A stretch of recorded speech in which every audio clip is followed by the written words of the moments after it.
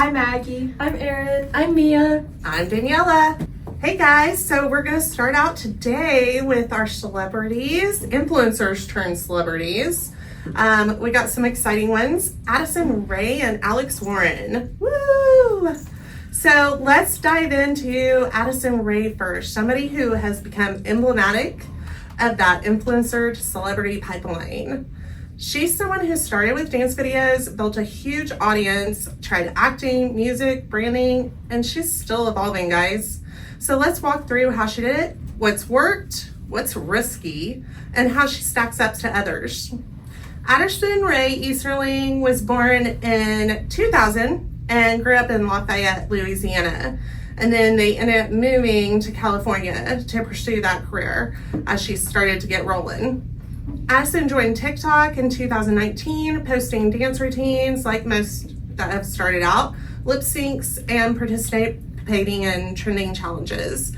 Over time, her presence grew, and not just by chance, but with good timing, leveraging trends and collaborating with other creators. So she was completely smart about how she was doing it. It was very well thought out. She had gained more than 88 million followers on TikTok, making her one of the most followed individuals on that platform.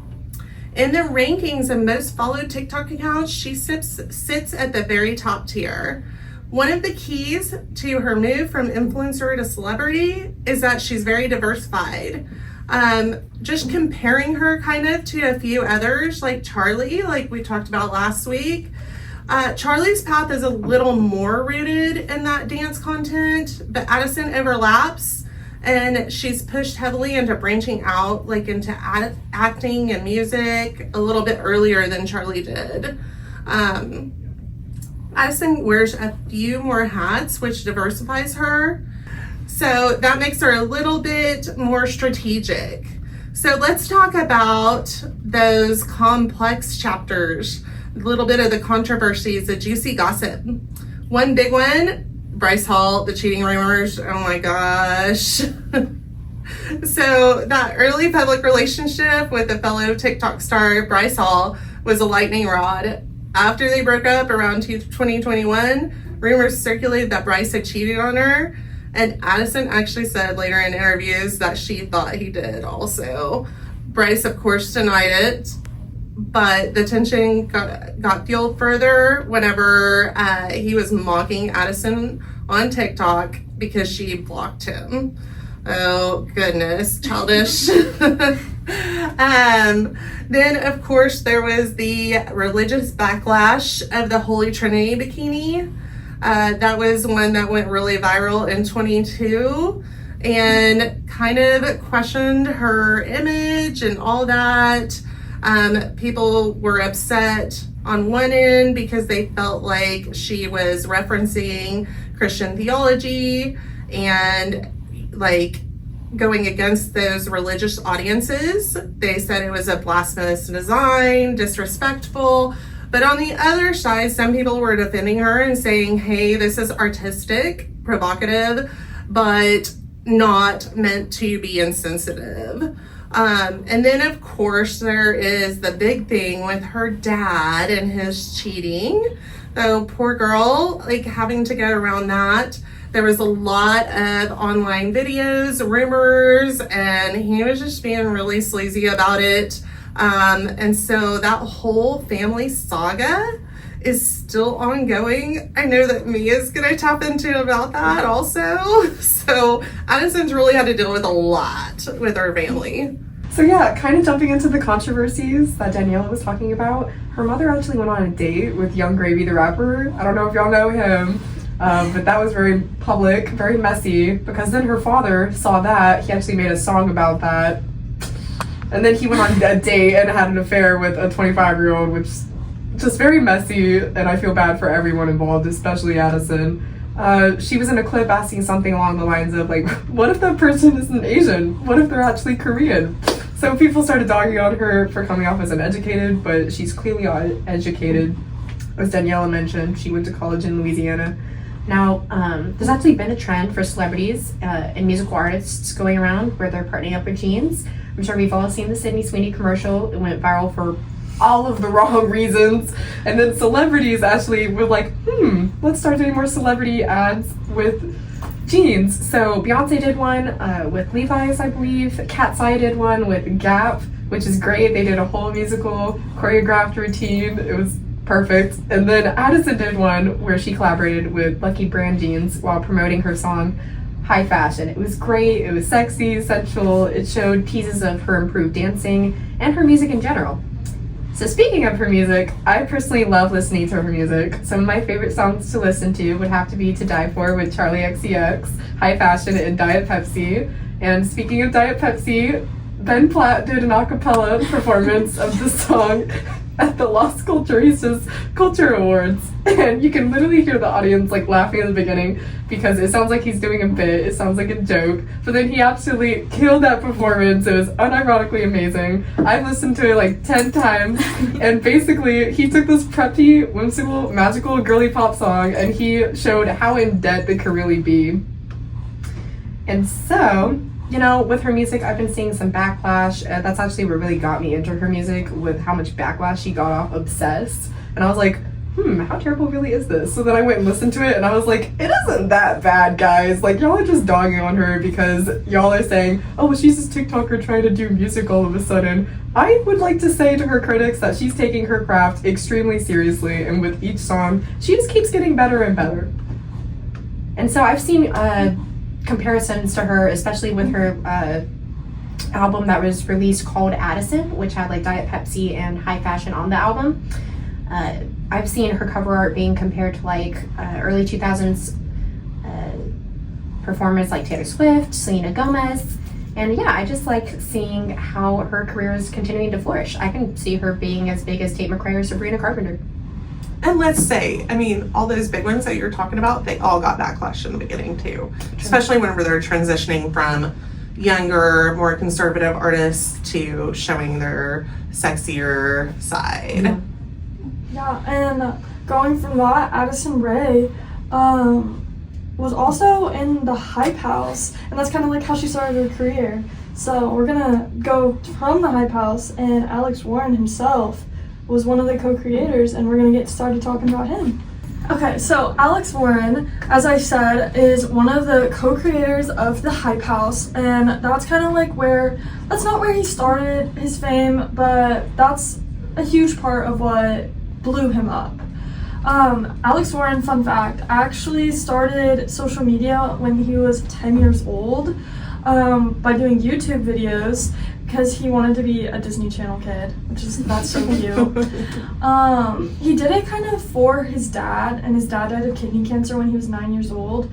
And then shortly after, not shortly, but like after his mother started struggling with her alcoholism and passed away because of it, because she was just so sad about his dad, which like that's so depressing. It's so depressing. But Alex Warren, like today he is 25 years old and he's blowing up, and one of his like biggest songs right now, Ordinary, has reached number one on Billboard Hot 100, and like that is so crazy. Like, I don't know, he's just like, he was also like a homeless teen, and like he's had so much grief and trauma, and like he talks about his mental health, and he's just like so open with everybody, and it's just like, it's so sweet to like see him be where he is today. And it's just like, it shows that like you really can't do anything, like you can have nothing and be everything in your lifetime. Like, I just think that's really cool. But I also saw that he is doing, I'm gonna take a break. I forgot what I was gonna say.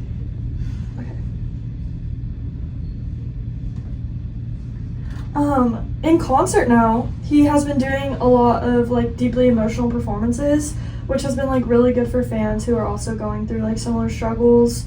And I feel like I've seen videos of kids who've like lost their parents, and like that's so sad to like watch these kids just like be able to relate to something and be able to like go to a concert and like feel all of their emotions, and just like I've seen a lot of videos saying that it's like therapy going to an Alex Warren concert, and I think that's so sweet. It's very sweet, and like I feel like the struggles that he went through has also kept him extremely humble. Because he talked about all of the things he's like endured in his lifetime. He's only 25 years old. Like, no one should have to go through all of that. And so I think doing all of that, and then of course he just recently got married about a year ago. And I think just and just like all of these things kind of coming together. Once his music career taking off, like he's really using his platform for a good reason. Like you said, he started YouTube at like 10 years old, and he transitioned to Instagram and then TikTok, and then like he's just blown up. It's been amazing. And so getting to see him use his platform to talk about grief, to talk like very openly about these things that I feel like not a lot of creators talk about, has been really helpful for a lot of people. And so, and I feel like it's kept him humble, and oh my gosh, I like lost my train of thought. He has 5.2 million Instagram followers, 19.7 TikTok followers, 4.1 YouTube subscribers. He's doing absolutely amazing, and just to see him use his platform for a good reason is so amazing to see.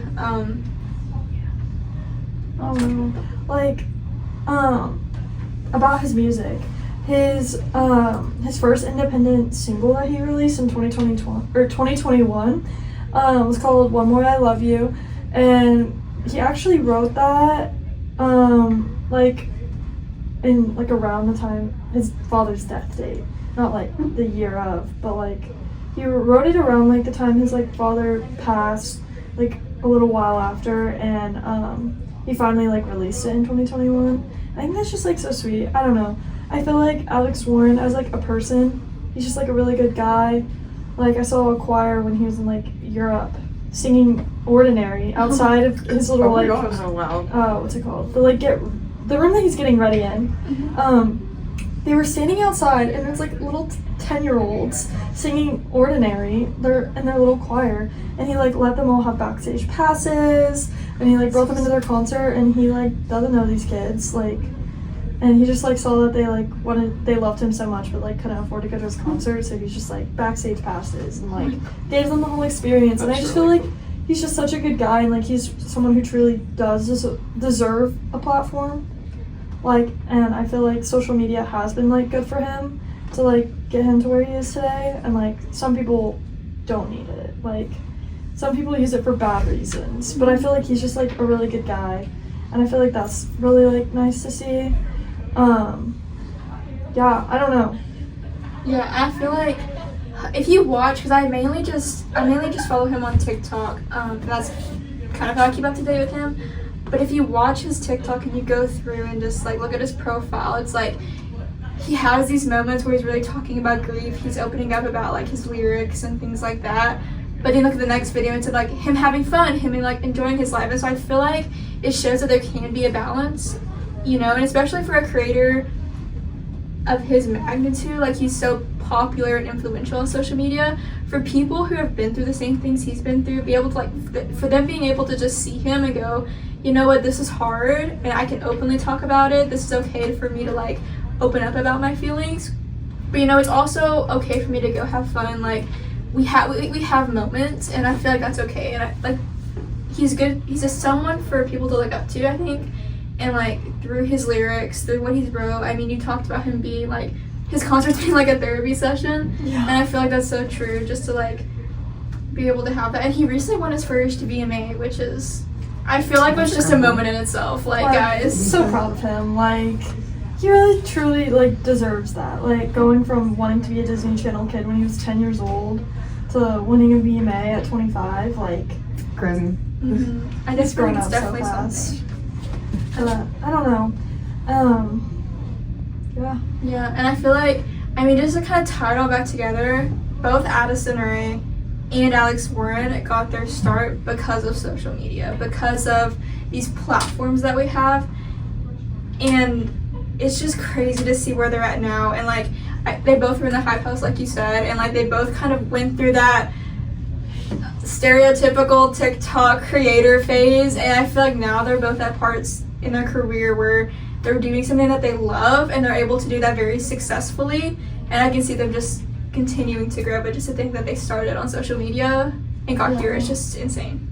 I saw something the other day say that Alex Warren and Addison Rae are like the most successful in the Hype House right now. I feel like other than Charlie, but like I feel like they've like done a lot, and so it's just like Yeah, when you say Hype House, like those are the names that come to mind. Honestly. yeah, it's them too. Like they were the ones getting everything together, doing the events, getting the group dances. So I don't know. I just think that it's really cool that you can come from nothing and just like be literally everything. Yeah, and I think too, since like it's just something that I've noticed since like their music careers have taken off. I've noticed that they're still obviously creating on TikTok, still posting on Instagram, things like that. But there's not a lot of like drama, and I feel like it's just because they're doing what's best for them. They have these lives, they're living them. They're not concerned about all the little influencer drama anymore. Like they're like, no, we're grown. We're gonna start our music careers, and that's what we're doing. And yeah, they're super focused, super driven. I mean, they've accomplished so much at such a young age, so Yeah. Like, that's huge. that could be us in a few years. But this podcast takes off, y'all. who knows? Subscribe. Let's get into what's hot this week. So diving into what's hot this week, what is viral, what is trending in the social media world. Guys, we have to talk about Taylor Swift. Her music is blowing up. Her album, The Life of a Showgirl, released on October 3rd, and I did hold a listening party that night. It was so good. I have to admit, she has gotten a lot of backlash for it. A lot of people are like, oh, this isn't really my vibe. This isn't Taylor Swift. And I'll be honest, I only liked a few songs at first. It took me a minute, but after listening to it and hearing the smart Swifties kind of break it down, I went, oh, okay.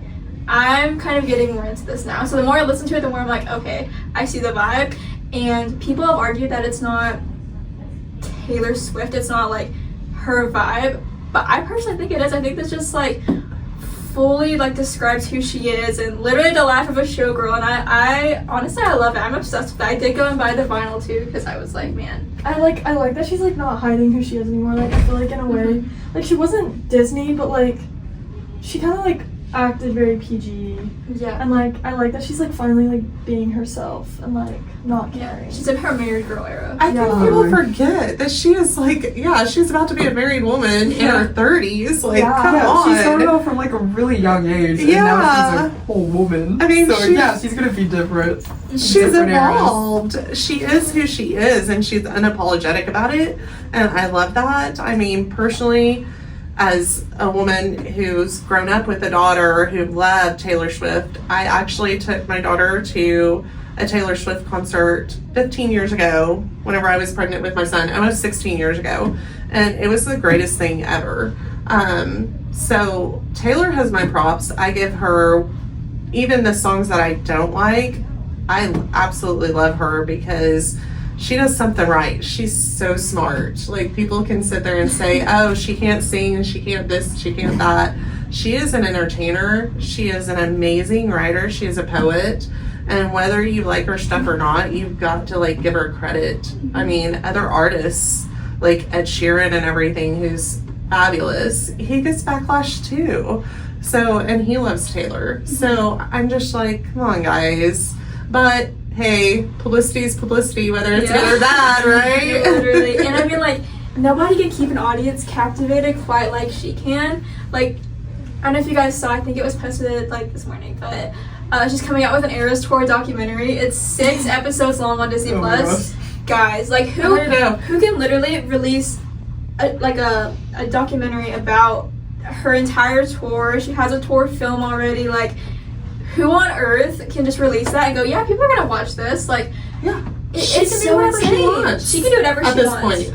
Yeah. Exactly. And now she has all of her masters. Like, it's a whole thing. I feel like this is her way of saying we're kind of wrapping this up. Like, I've seen a lot of people say The Life of a Showgirl because it's featuring Sabrina Carpenter. This is kind of her handing the torch to Sabrina Carpenter because obviously she's taking off and she has her own style of music. She's kind of doing what she wants. And so I've seen people say that that's kind of maybe like the details behind that, maybe like she's maybe passing the torch to Sabrina Carpenter. I don't know, but I can see that happening because like she's getting married, she's wrapped up this crazy successful tour, she got her master, she's released this album. Like, I feel like she's not ever gonna end music, but this is her way of saying, hey, I'm gonna take a break, let's pass it on to the next people. That makes sense, actually. And speaking of Sabrina Carpenter, I actually took my daughter also to a Frontier City concert for Sabrina, and she was totally like Disney kid at that point, Yes. you know, like, Aw. which I mean I appreciate as a mom of a young girl, you know, but I love that she's grown into her own woman, you know, and developed her own style, and she has worked. People don't realize how long she's been in the industry. Like her and Taylor have worked their butts off since they were young girls. Yeah. Speaking of Sabrina, I think she was at ACL this weekend. Yeah, Sabrina Carpenter brought out like Shania Twain and the Chicks at her ACL concert, and I just think that's so cool. Like, I don't know. She like brought Shania Twain out on that Don't Impress Me Much, and in weekend 2 she brought out the Chicks for Wide Open Spaces, and I just feel like, I don't know, all the videos I've seen, they look just like so fun, and everybody was freaking out, and like I just feel like that brought her a lot of publicity. But also at ACL this week, there's a few funny things that happened. Number one, Doechii ripped her pants mid-performance. Like, hate to call her out, but like it was kind of funny. Like Doechii accidentally tore her jeans in a split, but kept going. But she was joking through it in her own moments, and all of the videos I saw, like she was That's all being you like, can my do. pants are ripped, and like at least nothing was flashed. Like that's all I That's all gotta that say. matters. And then also, if you'll keep up with like Role Model and how he has a Sally at every concert, his Sally this year or at ACL was Hilary Duff, which she's iconic if you've ever seen the Lizzie McGuire movie. But yeah, I don't know. I absolutely loved it. She was so stinking cute. No, she was so cute, and I loved it so cute. much. He has Like, picked the cutest Sallys too. Oh my Like God, Natalie everyone's so Portman. perfect. Oh my gosh, I Yes. loved her. Love And her. then there was somebody else. Was it Kate Hudson? Yes. Yes. That was so Oh my cute. gosh, I love all of them. They've So been perfect. And I feel Yes. like everyone they've chosen has been like, oh, it's just so good for that song. It's yes, just, like, yes. This week, comment down below your favorite Addison Rae and Alex Warren song. I need more inspo. I know a lot about them, but I still haven't listened to all their music, and I just feel like just comment down below so I can get to listening. Yes. Well, thank you guys for joining us on Feed to Fame this week. Be sure to like and subscribe to our channel and follow us on social media at Feed to Fame. Join us next week as we uncover another story behind the screen. See you soon. Bye!